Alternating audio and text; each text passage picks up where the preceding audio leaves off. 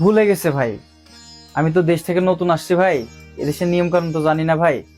আজ আমি বাইরে জুতাটা খুলে আসছি ভাই।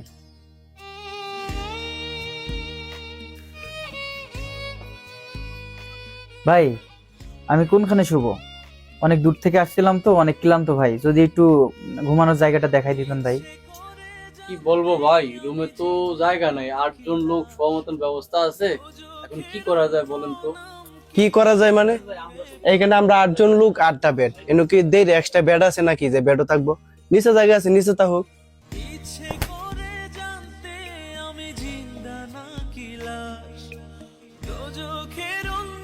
ভাই বালিশটা নেন।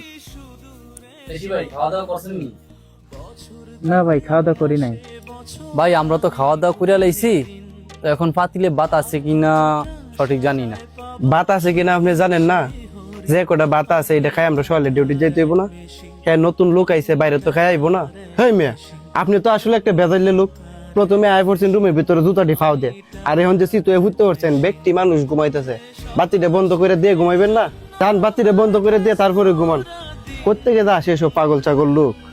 আমি টাকার এক মেশিন, আমি টাকার এক মেশিন। বাবা,